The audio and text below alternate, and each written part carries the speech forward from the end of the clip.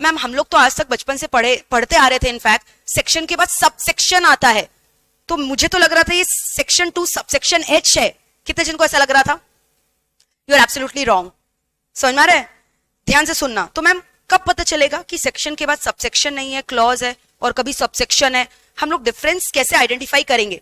पहले तो आपको यह समझना पड़ेगा कि कब सेक्शन होता है, कब सबसेक्शन होता है, कब क्लॉज होता है, कब सब क्लॉज होता है। फॉर एग्जाम्पल सेक्शन मैंने ऐसे लिखा है 10,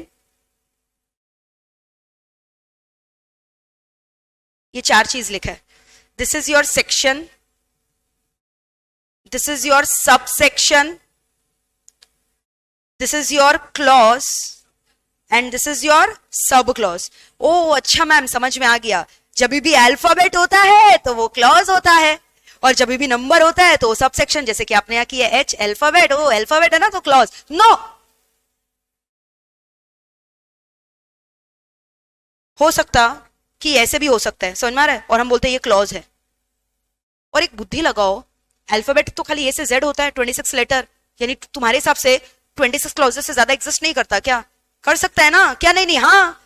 तो जहां पे 26 क्लॉज से ज्यादा होगा तो डेफिनेटली उन लोग क्या करेगा, क्या यूज करेगा? नंबर यूज करेगा। और जहां पे लग रहा है कि नहीं 26 में काम हो जाएगा, तो वहां हो सकता है उन लोग अल्फाबेट यूज कर ले। तो ऐसा कोई गोल्डन रूल नहीं है कि अल्फाबेट का मतलब क्लॉजेस होता है और नंबर का मतलब सबसेक्शन होता है। You are absolutely wrong. तो मैम आप ही बता दीजिए कैसे डिफरेंशिएट करें, कहां पे सबसेक्शन है और कहां पे क्लॉजेस है। जैसे यहां पे मैंने आपको क्या बोला, दिस इज सबसेक्शन, बट यहाँ पे H का मतलब मैंने क्या बोला, ये क्लॉज। और मैं दुखी का बात ये है ना, दुख का बात ये है कि लोग जो पढ़ाते भी ना उन्हें भी नहीं पता रहता और वो चिल्लाते section 2 subsection H, section 2 subsection H, but this is not subsection. You don't know to interpret law. और मैं तुमको खाली लॉ पढ़ाऊंगी नहीं, लॉ खुद से इंटरप्रेट करना भी सिखाऊंगी। You know why? क्योंकि जब आगे जाकर आप बड़े होगे और जब लॉ प्रैक्टिस करोगे या कहीं पे भी आप ज्वाइन करोगे तो आपको लॉ इंटरप्रेट करना आना चाहिए खुद से, ना कि मेरा दिया हुआ ज्ञान वहां एग्जिबिट करोगे, वो तो करोगे बट लॉ इंटरप्रेट। अब मान लो कोई नया लॉ आ गया, might be the companies act, जो सब कंपनीज पे लागू है वही चेंज हो गया, उसमें अमेंडमेंट आ गया। जैसे पहले द कंपनीज एक्ट 1956 था, फिर क्या आ गया कंपनीज एक्ट 2013। तुमको क्या लगता है जब मैंने अपना करिकुलम पढ़ा होगा, मैंने तो 1956 पढ़ा था but I am teaching 2013, how is it possible? Because I know how to interpret the law. और अगर आपको लॉ इंटरप्रेट करना आ जाए ना तो आप कुछ भी वंडर्स कर सकते हो, क्योंकि सब चीज का बेस लॉ है। चाहे वो अकाउंट्स हो, चाहे वो टैक्स हो, चाहे वो कोई भी सब्जेक्ट हो, everything is deriving its base from law. तो अगर आपको लॉ इंटरप्रेट करना आ जाएगा ना, you are going to do wonders in life even you don't have a degree. That is the importance and significance of your subject of law. तो law से प्यार कराने का जिम्मेदारी तुम मेरे ऊपर छोड़ दो, और जबरदस्ती प्यार नहीं होगा, अपने आप होगा, एफर्टलेस। बस 2-3 क्लासेस होने दो, you will be madly in love with law. ये मेरा चैलेंज है आपको, ठीक है? और आप बोलोगे मैम छोड़िए ना इकोनॉमिक्स, और आप डेली लॉ ही पढ़ाइए ना, क्या है लॉ पढ़ाइए, क्लियर है? ऐसे बोलोगे, सब छोड़ दीजिए, चारों दिन लॉ ही पढ़ाइए, चारों घंटे जो हम लोग का 4 ठो पेपर है ना, लॉ ही पढ़ाइए आप। लेकिन ऐसा नहीं करना है, सारे सब्जेक्ट इंपॉर्टेंट है, ठीक है? सुनो क्या बोल रहे, ध्यान से सुनना। कब क्लॉजेस वर्ड होगा? जितना बार भी आप डेफिनेशन देखोगे ना, डेफिनेशन में हमेशा क्लॉजेस होता है। जितना भी डेफिनेशन होता है वहां पे क्या होता है, सेक्शन के बाद क्लॉज आता है।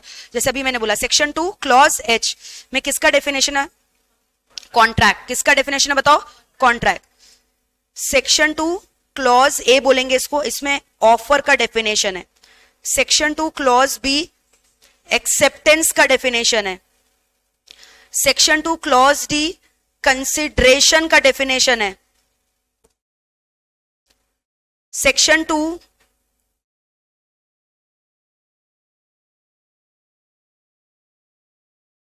इसको थोड़ा साइड में घसका देना, जगह नहीं है वहां। सेक्शन 2 क्लॉज E एग्रीमेंट, किसका डेफिनेशन है बताओ? एग्रीमेंट। समझ में आ रहा है? तो ये सब डेफिनेशंस आप आने वाले क्लासेस में मेरे संग करते जाओगे, डोंट वरी। तो यहाँ पे देखो ना, ये जो ऑफर, एक्सेप्टेंस, कंसिडरेशन, एग्रीमेंट सब अलग अलग डेफिनेशन है ना, एक दूसरे से क्या कोई रिलेशन दिखाई दे रहा है? Are they related anyhow with each other? No, they are having no relation.